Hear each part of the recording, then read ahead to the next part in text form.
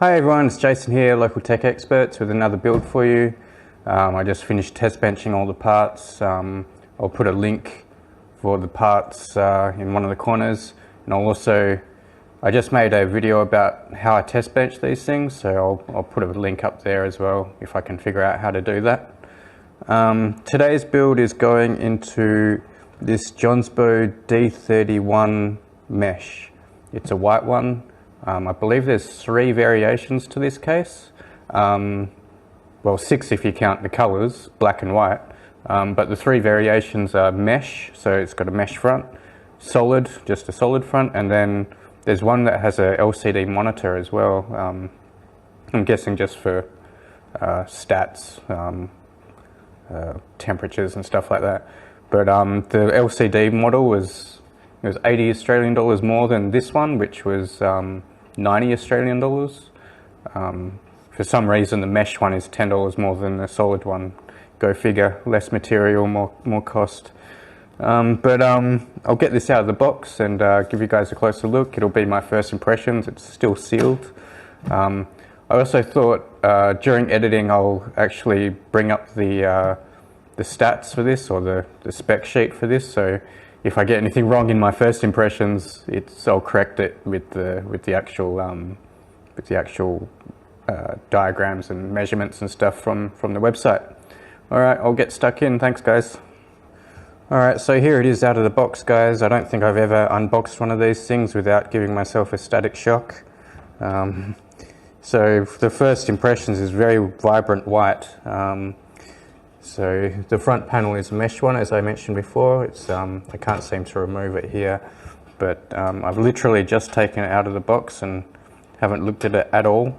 So the top's 2 thumb screws, and it's just slid off from the back. A lot of these cases are holding the glass on with the top panel, so I'd assume it's the same on this one. Yep, so it's a ball and joint type of mechanism for that side panel. Put that to the side as well. Looking on the inside, it's got nice mesh at the bottom. Looks like room for a 360 at the top. As with most Jonsbo cases, they have chosen to put the power supply in the front here. Looks like it can take pretty long ones. I have a long power supply that's going into this one. It's modular, so it's I'll see if I can. Looks like you might be able to move that up a little bit, possibly, because I do want to get a 120 fan in the front there if I can. Nice big cutouts for the tray. No grommets for the cables. Plenty of screws in there. It's longer than I thought it would be. I thought it'd be sort of half length, but I guess that's for the power supply. They sort of put a shroud here on there around the back, so they route the power from the back to the front with a cable.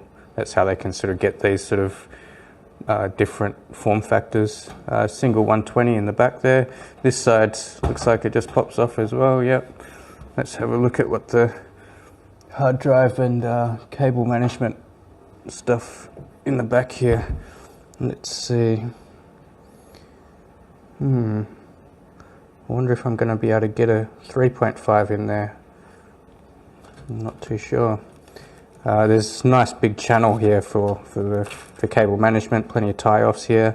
You can see a 2.5 inch bay there and a 2.5 here, but I don't see any 3.5s. So that might be a problem, but I'll see how I go. I'll have to have a look at the manual, see if there's any mounting for 3.5 inch drives. As I said, the front mesh, power button, single USB 3, headphone and USB-C, so it's very minimal. See if I can pop this off. Okay, so the bottom one pops off. So I don't know if the top one looks. Yep, that one can pop off too. So they just come off like that. Not too bad. Nice material. It's nice thick steel. yeah, Jonsbo have come a long way. They are from their beginnings. Yeah, plenty of screws and stuff in there. Generally, I like to try and use the screws that they give you in the case because you know they're gonna fit the standoffs and stuff like that. So, yep, I'll use those. Alright, I'll set it up for building and get into it. Hi everyone, so I'm back in my office. I've completed the actual full build now, but this is going to be sort of at the start of the video. My desk buddy today is a little Masterpiece Laserbeak. He hasn't moved. I think that was probably the last one. He can probably sit on my mic stand almost. Anyway, I'm on the Jonsbo site here. This one's for the D31 mesh with the screen. Basically the dimensions are the same though. You can see in this image here, you can move the power supplies around, like sort of slide it up and down. I think there's 3 positions or maybe four positions you can have it there. I moved it into the very top position because I wanted to get a fan in, but even with it in the top position, I wasn't able to get a 120 fan in the front there. But they have it so that you can move it around for different length graphics cards. But I'd still be wary if you have a long power supply like mine, because it still sticks out from the bottom quite a bit. So, but I think my graphics card, it's the RX 5700 XT. I think it's 330 mil, so I think it would be okay like that. So moving down into the actual specs here, you've just got all the dimensions and stuff. So yeah, those 2 SSDs mounts that I mentioned are fine. There is a 3.5 inch mount, I guess you call it. It's just screwed straight in from the bottom. It's just on the floor of the case basically. Yep, it's an mini ATX case, ITX, not too many DTX boards around.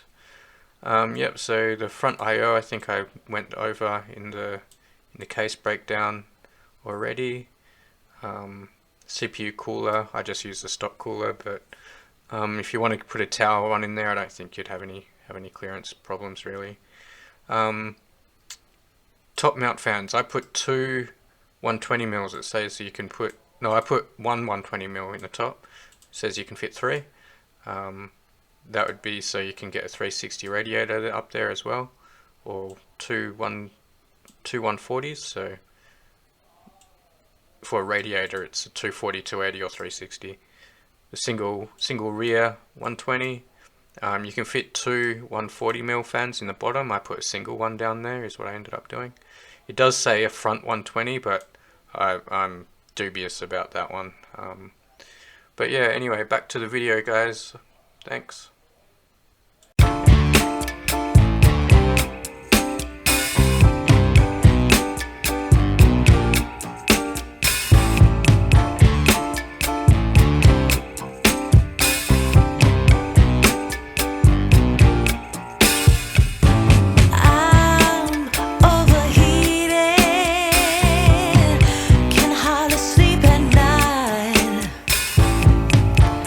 Doing crazy dreaming.